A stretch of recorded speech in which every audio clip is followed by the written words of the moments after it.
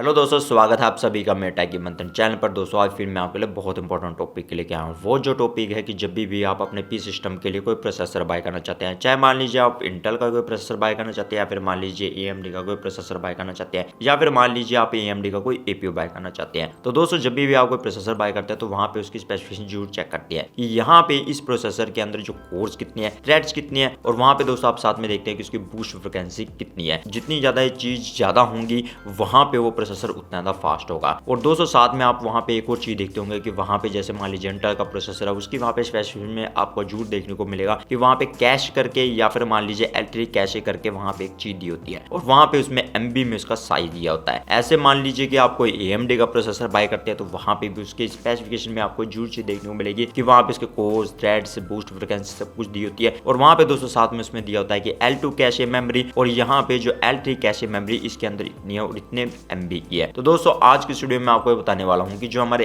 L2 होता है और जो L3 कैशे मेमोरी होता है इसका क्या मतलब होता है, और यहाँ पे दोस्तों ये आपको देखना क्यों जरूरी होता है ताकि आप वहाँ पे अपने लिए जो बेस्ट प्रोसेसर बाय कर सके या काफी जो फास्ट वाला प्रोसेसर बाय कर सके। और साथ में दोस्तों मैं आपको ये बताने वाला हूँ कि यहाँ पे जो हमारी जब भी देखेंगे कि L3 जो कैशे मेमोरी होती है वो आपको बहुत ज्यादा देखने को मिलती है, जबकि यहाँ पे जो हमारी L2 जो कैश मेमोरी होती है वो आपको बहुत ही कम देखने को मिलती है। ऐसा क्यों होता है? तो दोस्तों इन सभी सवालों के जवाब मैं आपको इस वीडियो में देने वाला हूँ। तो ये सब चीज जानने के लिए आप वीडियो को लास्ट तक देखते रहिए। तो देर न करते हुए शुरुआत करते हैं।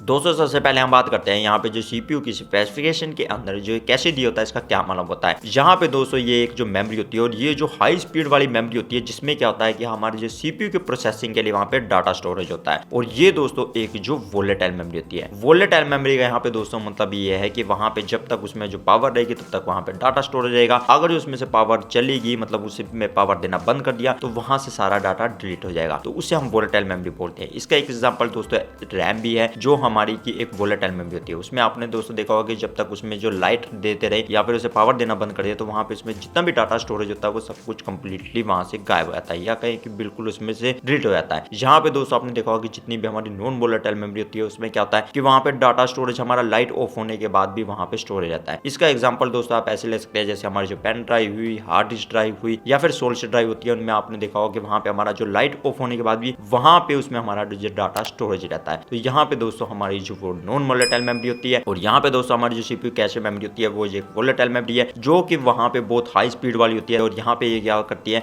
कि हमारे जो CPU के लिए जितना भी जो हमारा प्रोसेसिंग के लिए डाटा होता है वो उसमें स्टोर हो जाता है, ताकि वहां पे जो उसका CPU है बहुत तेजी से उसकी प्रोसेसिंग कर सके। यहाँ पे दोस्तों क्या होता है कि जितनी भी हमारी जो कैश मेमोरी होती है इसका जो साइज काफी कम होता है। तभी दोस्तों आपने देखा होगा वहां पे MB में ही आपको ज्यादातर इसका जो साइज देखने को मिलता है, और पहले तो ये बहुत कम होती थी, अब धीरे धीरे इसका साइज जो बढ़ना शुरू हो चुका है। पर यहाँ पे दोस्तों आपको देखने को मिलेगा कि ये जो होती है बहुत ही यहाँ पे जिसका साइज कम होता है। और यहाँ पे दोस्तों इसका साइज जो कम क्यों होता है, इसका कारण ये है कि यहाँ पे इसलिए कम होता है क्योंकि यहाँ पे जो CPU में जो हमारी जो डाई होती है उसी में वहाँ पे हमारे जो कोर्स होते हैं, थ्रेड्स होती है, वहीं पे दोस्तों कैश मेमोरी होती है। तो वहाँ पे क्या होता है कि वो बिलियन ऑफ ट्रांजिस्टर होते हैं और उनका वहाँ पे अरेंजमेंट करना बहुत ही मुश्किल होता है। और वहाँ पे क्या होता है कि उसमें वो छोटी डाई बनाते हैं ताकि वहाँ पे जो हमारा प्रोसेसर का साइज भी कम हो सके, और वहाँ पे प्रोसेसर हमारा ज्यादा बड़ा भी ना हो, और वहाँ पे काफी फास्ट भी हो। और वहाँ पे इसी करके जो इसकी जो कैश मेमोरी होती है वो काफी जो कम होती है। और यहाँ पे दोस्तों इसको क्या करेंगे कि जितना यहाँ पे इसकी कैश मेमोरी अगर बढ़ाते चलेंगे तो वहाँ पे उसका प्रोसेसर का जो प्राइस भी बढ़ता चला जाएगा, मतलब वहाँ पे क्या होगा उसके साइज भी बढ़ता चलेगा, उसका अरेंजमेंट करना भी बड़ा मुश्किल होगा। तो इसी करके यहाँ पे जो कैश मेमोरी होती है ये बहुत कम साइज में होती है। पर यहाँ पे दोस्तों क्या रहा कि जैसे ट्रांजिस्टर साइज घटता चला जा रहा है, मतलब उसका जो काफी नैनोमीटर में साइज जो कम होता जा रहा है, तो वहाँ पे जो हमारी जो कैश मेमोरी बढ़ती जा रही है, वहाँ पे आपने दोस्तों देखा होगा सेम डाई मतलब उतनी साइज की वहाँ पे इसके अंदर कोर्स, जो थ्रेड्स और जो हमारी कैश मेमोरी है, या फिर मान लीजिए ग्राफिक्स परफॉर्मेंस भी है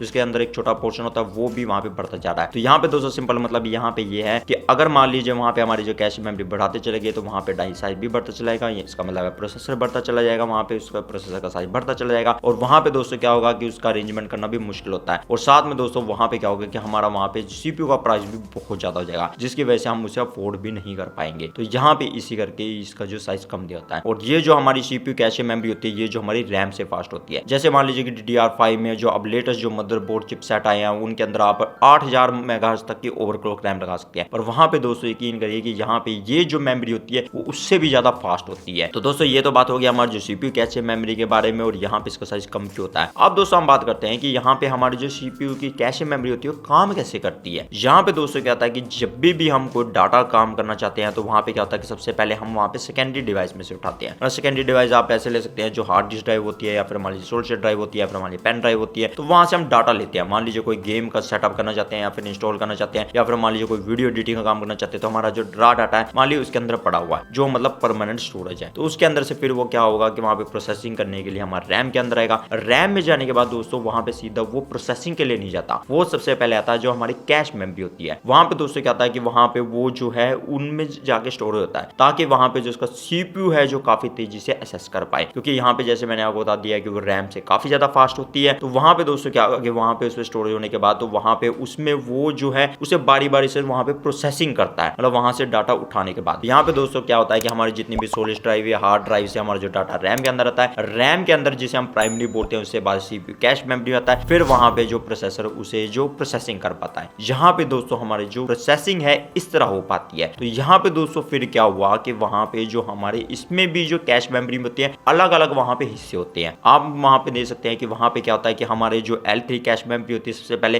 फिर L2 होती है, उससे ऊपर भी दोस्तों होती है वो L1 होती है। पर यहाँ पे दोस्तों हमने ज्यादातर देखा है कि CPU के स्पेसिफिकेशन में मैं आपको जो L2 या L3 कैश मेमोरी दी होती है। यहाँ पे दोस्तों सबसे पहले बात करते हैं हम कि L3 जो हमारी कैश मेमोरी होती है क्या चीज होती है। यहाँ पे दोस्तों क्या होता है कि वो जो होती है एक शेयर्ड मेमोरी होती है, मतलब वहां पे क्या होता है उसके साथ वो अरेंजमेंट होता है, वो अलग अलग भी हो सकता है, मतलब हर प्रोसेसर का प्रोसेसर के हिसाब से वहां पे अलग अलग अरेंजमेंट होता है या फिर कहीं जनरेशन वाइज जो उनका अलग अलग अरेंजमेंट होता है। यहाँ पे दोस्तों L3 जो हमारी शेयर्ड मेमोरी इस करके बोलते हैं क्योंकि वहां पे जितने भी हमारे जो कोर्स होते हैं, थ्रेड्स होते हैं या फिर मान लीजिए इनबिल्ट ग्राफिक प्रोसेसर यूनिट होता है वो सबकी कॉमन मेमोरी होती है। मतलब वहां पे क्या होता है कि वो सब वहां पे असेस कर पाते हैं, मतलब उसका जो हमारे कोर्स भी असेस कर पाते हैं। यहाँ पे इनबिल्ट जो ग्राफिक प्रोसेसर यूनिट होता है वो भी वहां पे जो असेस कर पाते हैं, मतलब जितने भी हमारे वहां पे जो भी अरिथमेटिकल लॉजिक यूनिट है वो सब उसका इस्तेमाल कर पाते हैं। वहां पे दोस्तों इस तरह माने होता है। और यहाँ पे भी दोस्तों जो हमारी L3 कैशे मेमोरी होती है वो जो होती है हमारी जो रैम से थोड़ी फास्ट होती है, मतलब इतनी ज्यादा फास्ट नहीं होती कि जितनी हमारी जो बाकी जो कैश मेमोरी फास्ट होती है। मैं आपको बताऊंगा यहाँ पे दोस्तों आपको देखने को मिलेगा कि जितनी भी आपको L3 कैशे मेमोरी होगी आपको वहां पे बहुत ज्यादा देखने को मिलती है। आप कोई मर्जी प्रोसेसर ले लीजिए वहां पे आपको जरूर देखने को मिलेगा कि वहां पे L3 कैशे मेमोरी आपको से ज्यादा देखने को मिलती है, क्योंकि यहाँ पे दोस्तों ये जो एक कॉमन शेयर्ड मेमोरी होती है और वहां पे प्रोसेसर के हिसाब से मतलब या जनरेशन के हिसाब से उसका अरेंजमेंट अलग अलग भी हो सकता है। कई में ऐसा हो सकता है कि वहां पे उसकी जो हाफ उसमें से मेमोरी दियो वो जो वहां पे कोर्स को दियो और कुछ मेमोरी जो इनबिल्ट ग्राफिक प्रोसेसर यूनिट को दियो, तो वो जो होती है सब में अलग अलग तरीका हो सकता है। या फिर दोस्तों जैसे हमारे इंटेल के जो आए हैं जिसमें परफॉर्मेंस और एफिशिएंट कोर होते हैं, तो वहां पे क्या हो सकता है कुछ जो उसमें शेयर्ड मेमोरी जो है मतलब कुछ पोर्शन जो है मतलब कुछ हिस्सा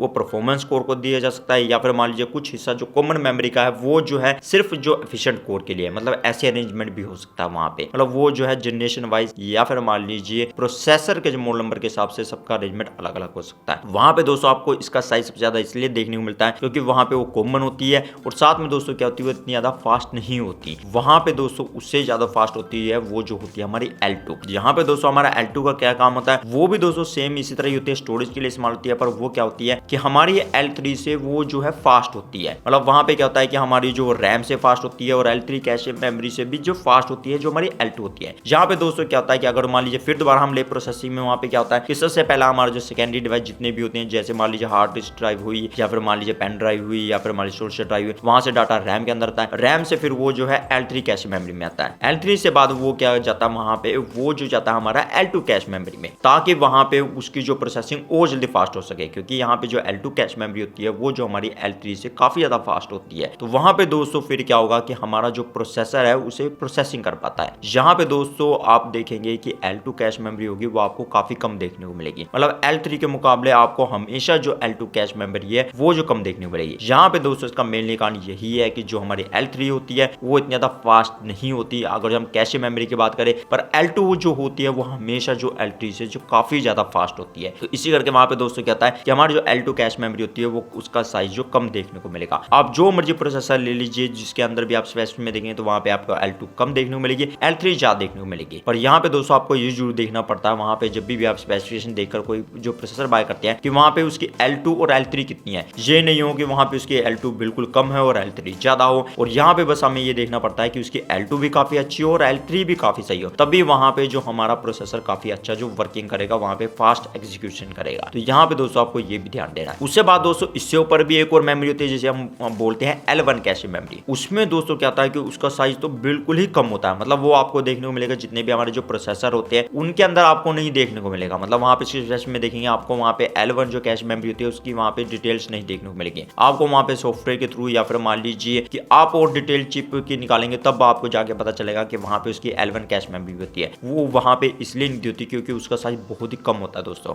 वो वहां पे मान लीजिए कि जितनी हमारी L3 होती है, L2 होती है, और उससे कहीं ज्यादा कम जो होती है जो हमारी L1 होती है। वहां पे दोस्तों क्या होती है कि जो हमारी L1 होती है वो L2 से भी बहुत ज्यादा फास्ट होती है। मतलब वो कहेंगे कि सबसे ज्यादा जो हमारी जो फास्टेस्ट जो होती है कैश मेमोरी जो सीपीयू के अंदर वो L1 कैशे मेमोरी होती है। यहाँ पे दोस्तों उसके अंदर इंस्ट्रक्शन और जो डाटा के लिए अलग अलग जो पोर्शन होते हैं उसमें दोस्तों क्या होता है कि वहां पे जब भी मान लीजिए हमारा सीपीयू जब वर्क करता है तो वो क्या करता है, सबसे पहले जो देखता है हमारा जो L1 में देखता है, अगर मान लीजिए उसे फाउंड हो गई वहां पे उसे हम हिट बोलते हैं, अगर वहां से नहीं मिली तो वो क्या करता है जो हमारी मिस हो जाती है वहां से, मतलब वहां से फाइल मिसिंग है तो वो L2 कैशे मेमोरी में आता है। वहां पे भी फिर वो क्या करता है, अगर उसे मिल गई तो हिट बोलते हैं, अगर वहां पे भी नहीं मिली L2 कैश मेमोरी में उसे हम जो मिस बोलेंगे। फिर उसके बाद दोस्तों क्या होगा कि फिर वो हमारी जो जाएगी तीसरे नंबर की कैशे मेमोरी में। वहां पे दोस्तों क्या होगा कि उसमें से वो ढूंढेगी, अगर उसे मिल गया ठीक है, मतलब उसे एग्जीक्यूट करना शुरू कर देगी, अगर नहीं मिला तो वो क्या करेगी, वहां से मिस हो गया तो वो जो फिर रैम के पास जाएगी कि वहां से डाटा स्टोरेज कलेक्ट करेगी। फिर वहां से फिर क्या होगा कि पहले वो L3 में जाएगा, L2 में जाएगा, फिर L1 में, फिर वहां पे जो प्रोसेसर एग्जीक्यूट करेगा। तो इस तरह होता है हमारा जो सीपीयू के अंदर जो प्रोसेसिंग होती है। तो यहाँ पे दोस्तों इसका मतलब ये है, अगर मान लीजिए हम कोई डाटा उठाना चाहे, मतलब क्या होता है कि हमारा जो सबसे पहले सेकेंडरी डिवाइस उठता है, मतलब हार्ड डिस्क ड्राइव या सोल्ड ड्राइव या पेन ड्राइव से, फिर जाता है मेन रैम के अंदर जिसे हम प्राइमरी स्टोरेज बोलते हैं। फिर उसके बाद दोस्तों जाता है हमारी L3 के अंदर, L3 से फिर वो जाता है L2 के अंदर, फिर L2 से L1 में, फिर वो जो है सीपीयू उसे जो मेन जो है वहां पे प्रोसेसिंग कर पाता है। मतलब इस तरह हमारे टुकड़ों में वहां पे जो हमारा डाटा स्टोरेज होता है। तो यहाँ पे दोस्तों आप सिंपल मतलब ये समझ सकते हैं कि हमारी जो L3 कैशे मेमोरी होती है उसका साइज काफी बड़ा होता है और वहां पे वो इतनी ज्यादा फास्ट नहीं होती, वो रैम से ज्यादा फास्ट होती है पर L2 के मुकाबले वो कम जो फास्ट होती है। यहाँ पे जो हमारी L2 कैश मेमोरी होती है वो उसका साइज जो कम होता है, और वहां पे दोस्तों क्या होता है कि वो जो होती है मतलब काफी फास्ट होती है मतलब L3 के मुकाबले। और यहाँ पे दोस्तों हमारी जो L1 होती है वो सबसे ज्यादा फास्ट होती है, मतलब L2 के मुकाबले भी वहां पे वो उससे ज्यादा फास्ट होती है, मतलब सबसे फास्टेस्ट जो होती है L1 होती है, पर उसका साइज जो आपको बहुत ही कम देखने को मिलेगा। मैं आपको बाद में एग्जांपल लेकर बताऊंगा मतलब प्रोसेसर की, वहां पे आप देख पाएंगे कि वहां पे हमारी जो L1 कितनी होती है, L2 और L3, मतलब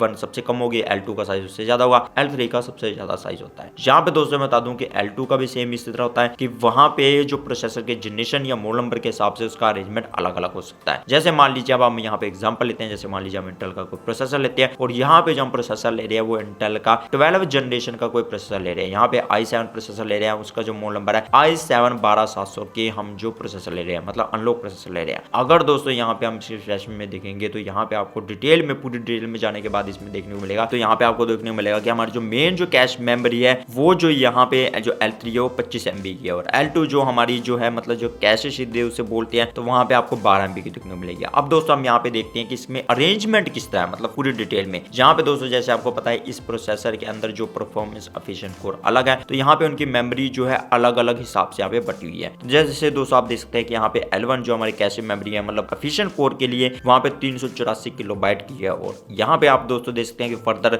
इंस्ट्रक्शन और डाटा के लिए अलग अलग है। तो यहाँ पे दोस्तों आप देख सकते हैं कि L1 इंस्ट्रक्शन के लिए और यहाँ पे दोस्तों आप देख सकते हैं L1 डाटा के लिए। तो इंस्ट्रक्शन के लिए यहाँ पे 256 किलोबाइट है। यहाँ पे फर्दर जैसे हमारे 4 एफिशिएंट कोर है इसके अंदर तो वो 4 गुना 64 किलोबाइट है। यहाँ पे दोस्तों आप देख सकते हैं कि 128 जो केबी की है मतलब किलोबाइट्स की है, तो यहाँ पे आप दोस्तों देख सकते हैं कि वो 4 गुना 32 किलोबाइट में यहाँ पे बती हुई है। उसके बाद दोस्तों L2 कैश मेमोरी हमारी 2 MB की है। उसके बाद दोस्तों आप देख सकते हैं कि L3 1 MB की है। यहाँ पे दोस्तों देख सकते हैं कि यहाँ पे दोस्तों आप देख सकते हैं कि इस स्पेसिफिकेशन के अंदर कि यहाँ पे आपको दोस्तों देखने को मिलेगा कि हमारे जो एफिशिएंट कोर है उसके लिए L2 और L3 कैश मेमोरी इतनी ज्यादा नहीं है। अब दोस्तों हम बात करते हैं यहाँ पे मेन जो हमारे परफॉर्मेंस कोर है उसके अंदर आपको दोस्तों देखने को मिलेगा कि यहाँ पे जो हमारे L1 जो हमारी है वो 640 किलोबाइट्स की है, और यहाँ पे इंस्ट्रक्शन और डाटा के लिए आप दे सकती है। उसके बाद दोस्तों आप जो L1 इंस्ट्रक्शन और L1 डाटा के यहाँ पे दे सकते हैं, और वो दोस्तों देखिए यहाँ पे हमारे जो 8 कोर है तो यहाँ पे आप दोस्तों देख सकते हैं किस हिसाब से यहाँ पे जो उनकी जो किलोबाइट्स बटे हुए हैं। तो यहाँ पे दोस्तों आप देख सकते हैं कि L2 हमारी जो कैश मेमोरी है वो जो यहाँ पे 10 MB की है। तो यहाँ पे दोस्तों आप देख सकते हैं कि हमारी जो L2 कैश मेमोरी है वो आप देख सकते हैं कि 8